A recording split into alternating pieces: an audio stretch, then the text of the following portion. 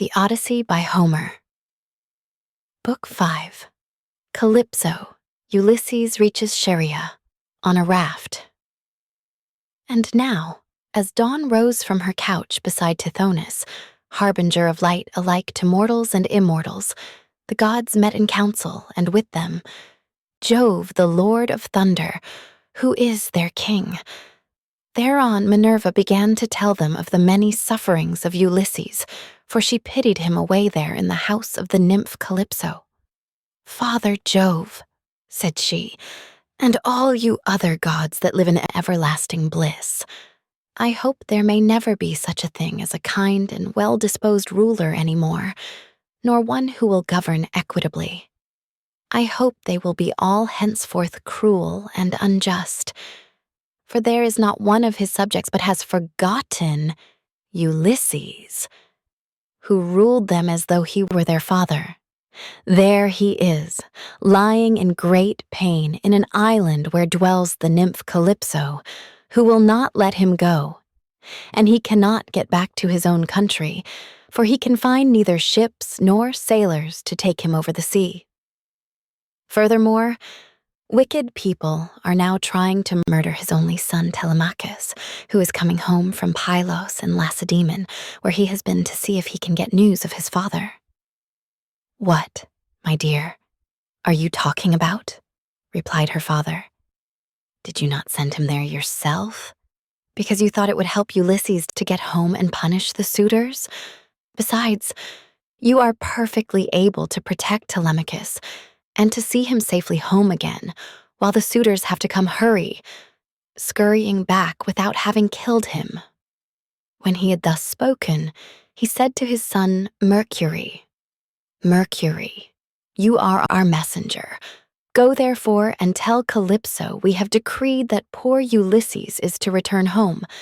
He is to be convoyed neither by gods nor men, but after a perilous voyage of 20 days upon a raft, he is to reach Phrygia."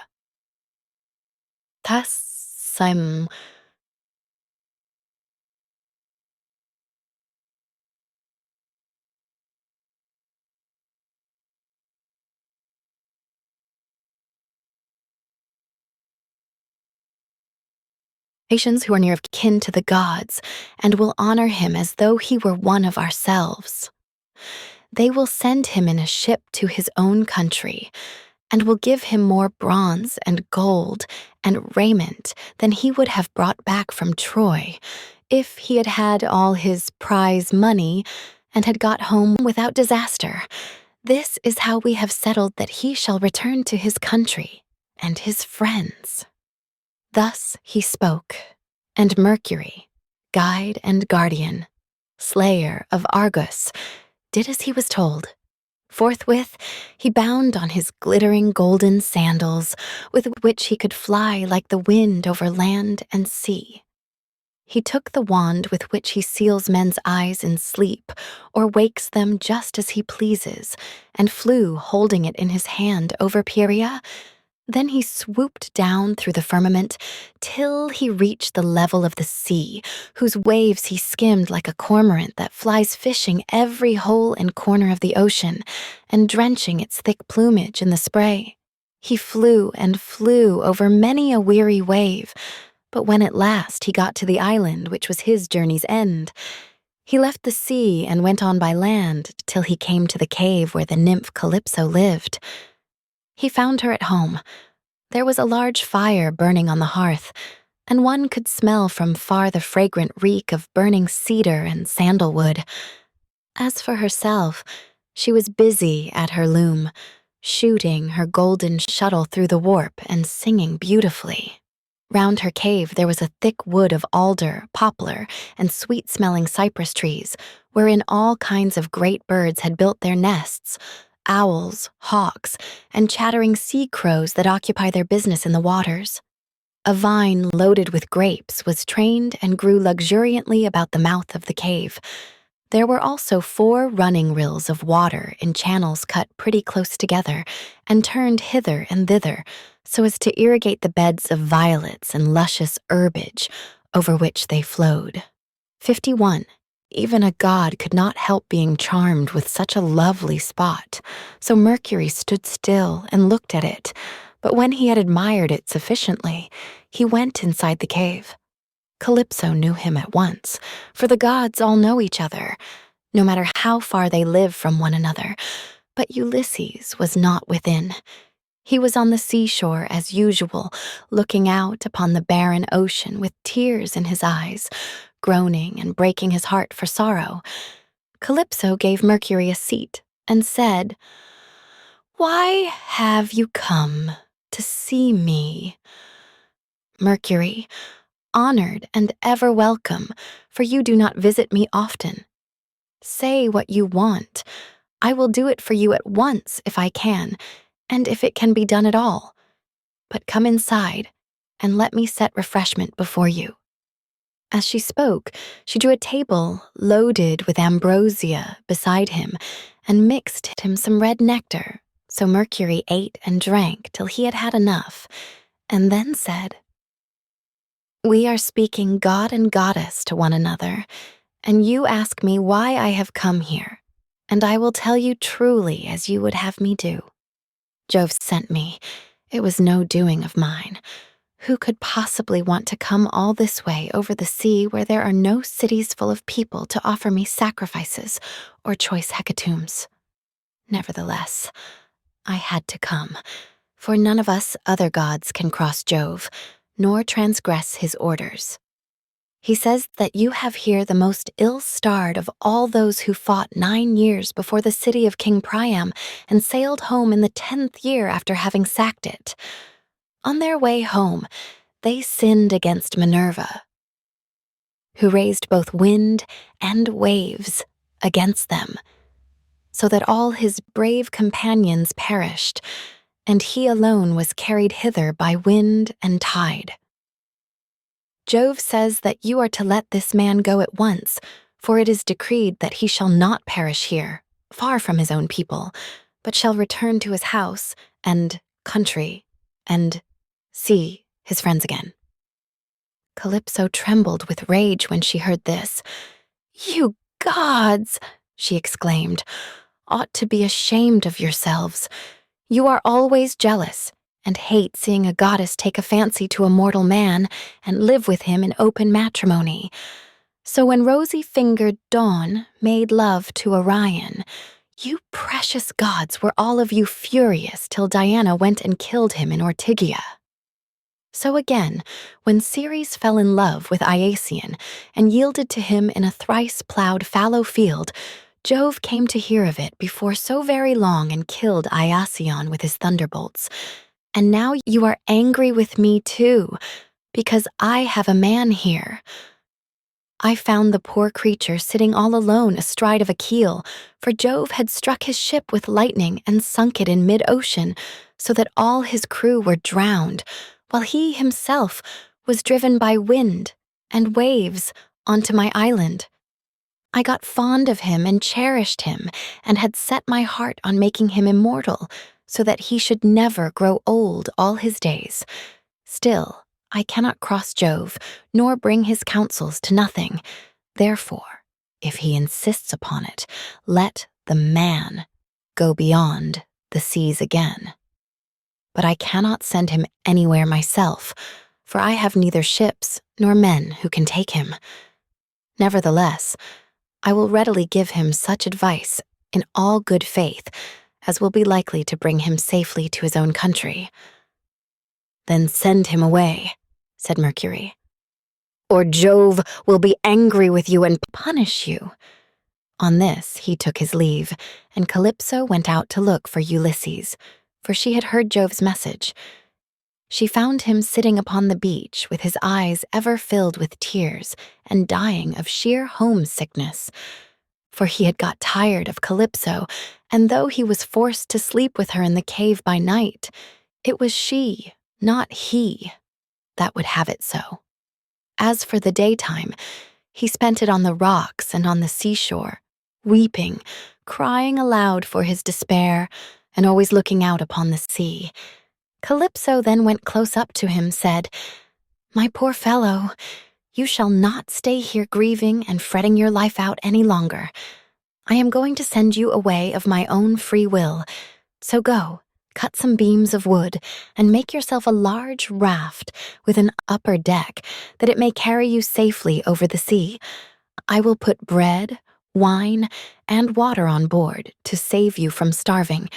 I will also give you clothes, and will send you a fair wind to take you home, if the gods in heaven so will it. For they know more about these things, and can settle them better than I can." Ulysses shuddered as he heard her. "Now, goddess," he answered, "there is something behind all this. You cannot be really meaning to help me home when you bid me do such a dreadful thing as put to sea on a raft.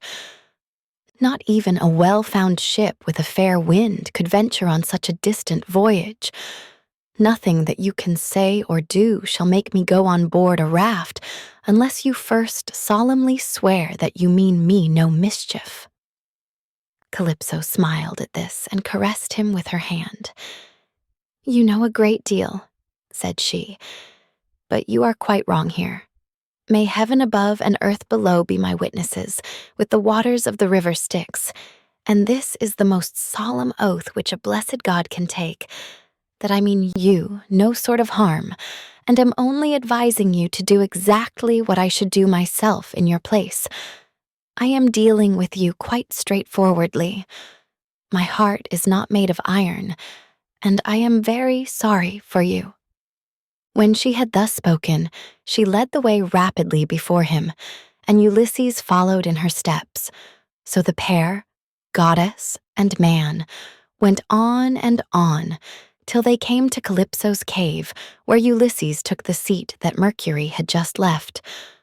Calypso set meat and drink before him of the food that mortals eat, but her maids brought ambrosia and nectar for herself, and they laid their hands on the good things that were before them. When they had satisfied themselves with meat and drink, Calypso spoke, saying, "Ulysses, noble son of Laertes, so you would start home to your own land at once. Good luck, go with you.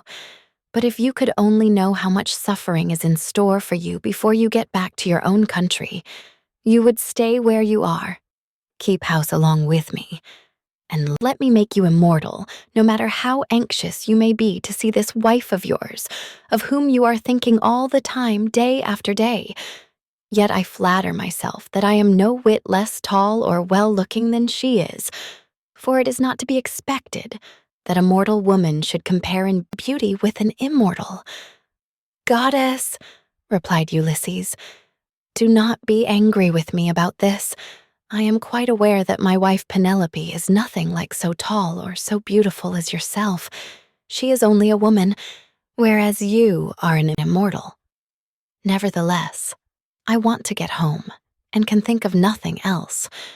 If some god wrecks me when I am on the sea, I will bear it and make the best of it. I have had infinite trouble both by land and sea already, so let this go with the rest." Presently the sun set, and it became dark, whereon the pair retired into the inner part of the cave and went to bed. When the child of morning rosy-fingered dawn appeared, Ulysses put on his shirt and cloak, while the goddess wore a dress of a pasim ablamis the Lyhakasan.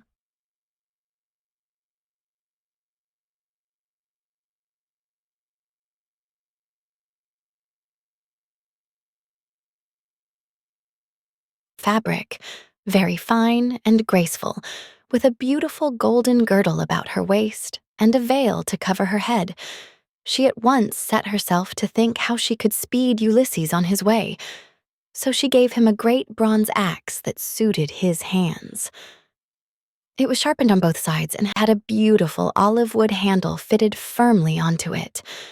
She also gave him a sharp adze, and then led the way to the far end of the island where the largest trees grew, alder, poplar, and pine, that reached the sky, very dry and well seasoned, so as to sail light for him in the water.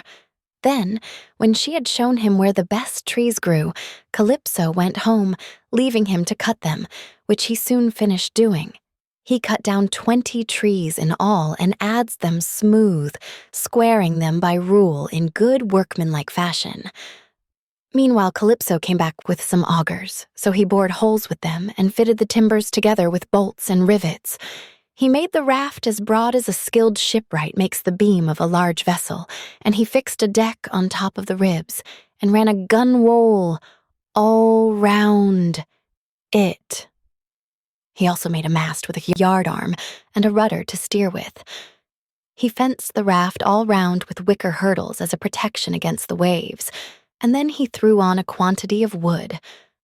By and by, Calypso brought him some linen to make the sails, and he made these, too, excellently, making them fast with braces and sheets.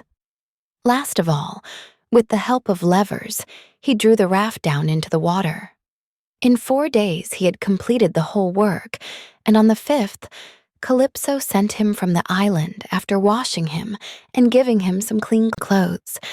She gave him a goatskin full of black wine and another larger one of water. She also gave him a wallet full of provisions and found him in much good meat. Moreover, she made the wind fair and warm for him. And gladly did Ulysses spread his sail before it, while he sat and guided the raft skillfully by means of the rudder. He never closed his eyes, but kept them fixed on the Pleiads, on late-setting boots, and on the bear, which men also call the wain, and which turns round and round where it is, facing Orion, and alone, never dipping into the stream of Oceanus, for Calypso had told him to keep this to his left. Days 7 and 10 did he sail over the sea, and on the 18th, the dim outlines of the mountains on the nearest part of the Phaeacian coast appeared, rising like a shield on the horizon. But King Neptune, who was returning from the Ethiopians, caught sight of Ulysses a long way off, from the mountains of the Selimi. He could see him sailing upon the sea, and it made him very angry, so he wagged his head and muttered to himself, saying, "Good heavens! So the gods have been changing their minds about Ulysses while I was away in Ethiopia, and now he is close to the land of the Phaeacians, where it is decreed that he shall escape from the calamities that have befallen him. Still, he shall have plenty of hardship yet before he is done with it." Thereon he gathered his clouds together, grasped his trident, stirred it round in the sea, and roused the rage of every wind that blows till earth, sea, and sky were hidden in cloud, and night sprang forth out of the heavens. Winds from east, south, north, and west fell upon him all at the same time, and a tremendous sea got up, so that Ulysses' heart began to fail him. "Alas," he said to himself in his dismay, "whatever will become of me? I am afraid Calypso was right when she said I should have trouble by sea before I got back home. It is all coming true. How black is Jove making heaven with his clouds, and what a sea the winds are raising from every quarter at once. I am now safe to perish. Blessed and thrice. Blessed were those Danaans who fell before Troy in the cause of the sons of Atreus. Would that I had been killed on the day when the Trojans were pressing me so sorely about the dead body of Achilles, for then I should have had due burial, and the Achaeans would have honored my name. But now it seems that I shall come to a most pitiable end." As he spoke, a sea broke over him with such terrific fury that the raft reeled again, and he was carried overboard a long way off. He let go the helm, and the force of the hurricane was so great that it broke the mast halfway up, and both sail and yard went over into the sea. For a long time Ulysses was under water, and it was all he could do to rise to the surface again, for the clothes Calypso had given him weighed him down, but at last he got his head above water and spat out the bitter brine that was running down his face in streams.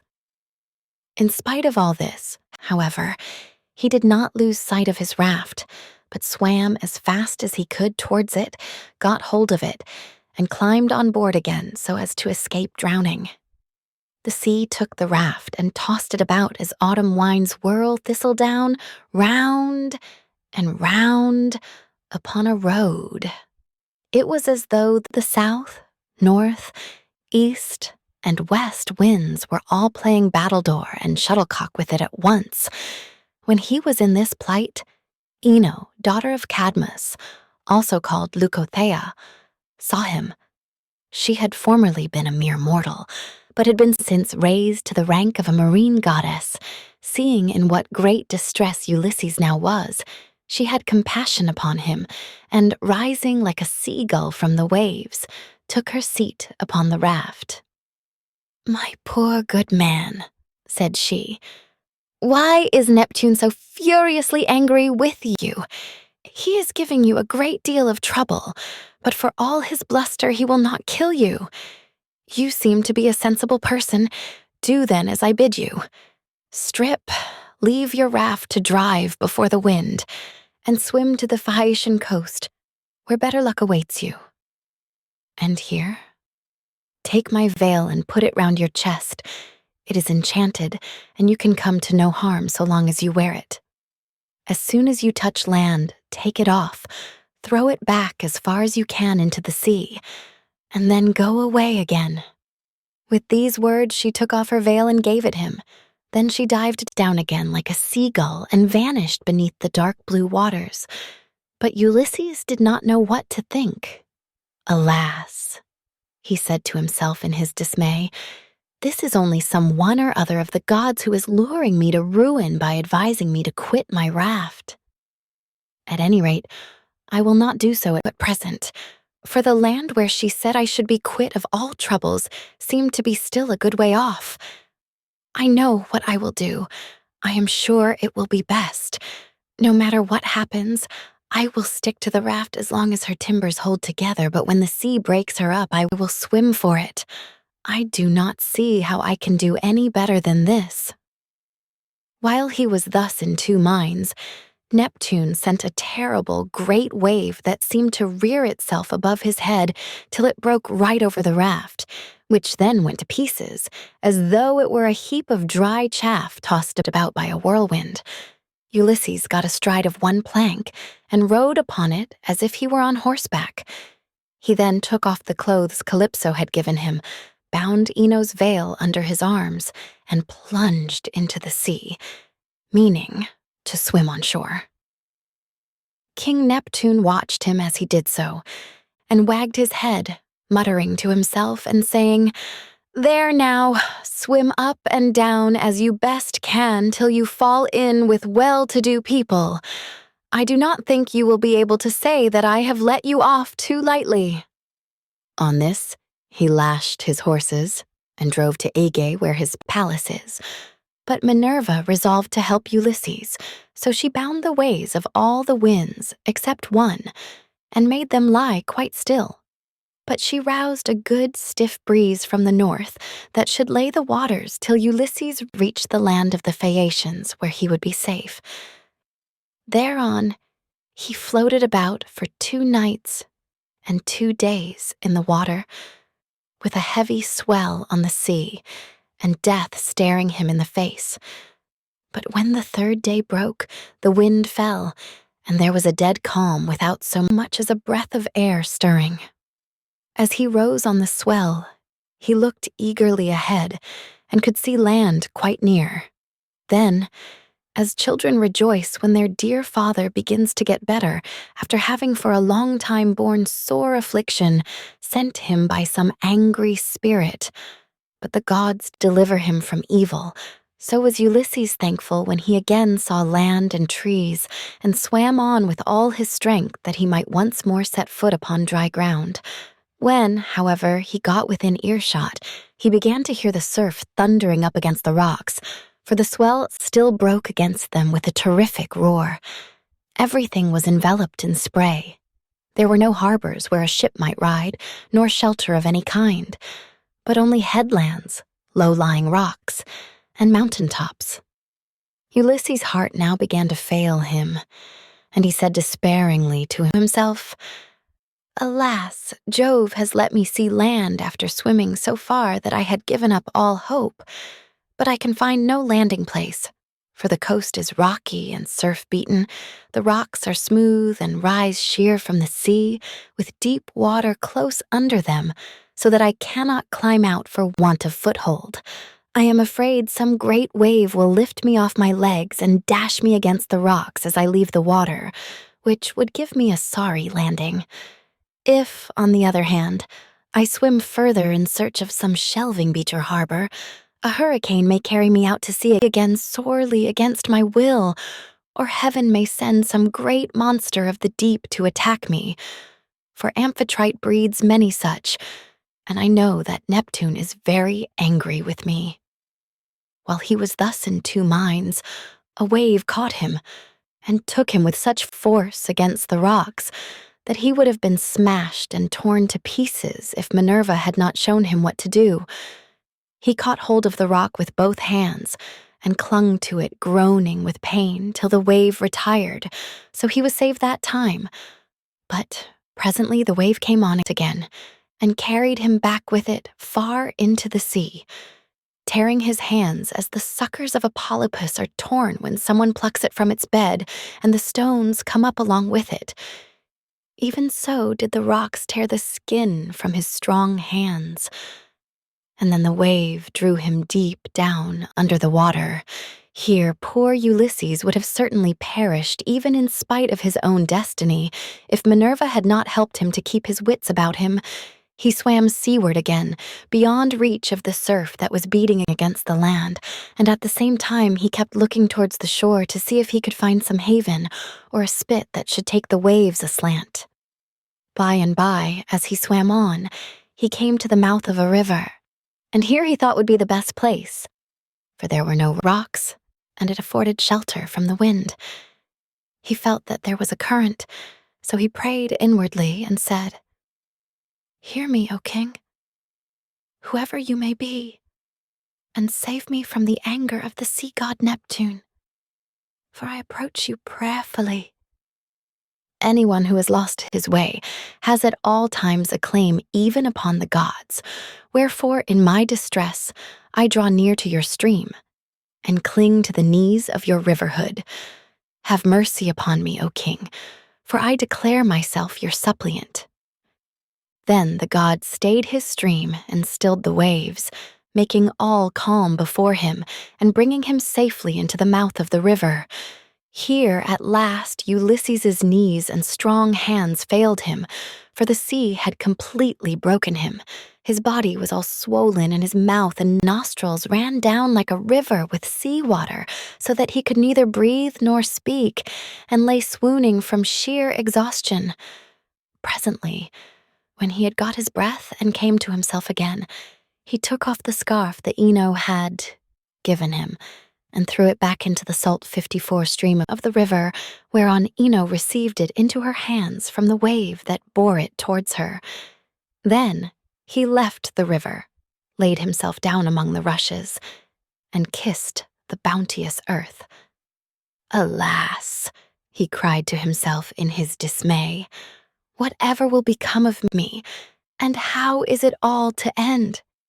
If I stay here upon the riverbed through the long watches of the night, I am so exhausted that the bitter cold and damp may make an end of me, for towards sunrise there will be a keen wind blowing from off the river.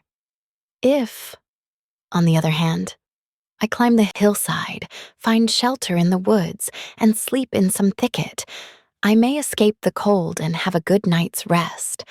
But some savage beast may take advantage of me and devour me."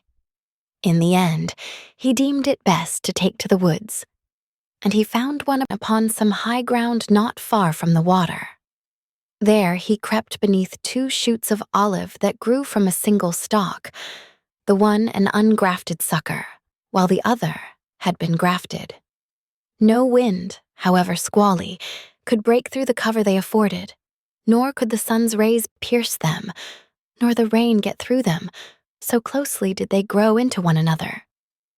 Ulysses crept under these and began to make himself a bed to lie on, for there was a great litter of dead leaves lying about, enough to make a covering for 2 or 3 men, even in hard winter weather. He was glad enough to see this, so he laid himself down and heaped the leaves all round him. Then, as one who lives alone in the country, far from any neighbor, hides a brand as fire seed in the ashes to save himself from having to get a light elsewhere, even so did Ulysses cover himself up with leaves, and Minerva shed a sweet sleep upon his eyes, closed his eyelids, and made him lose all memories of his sorrows.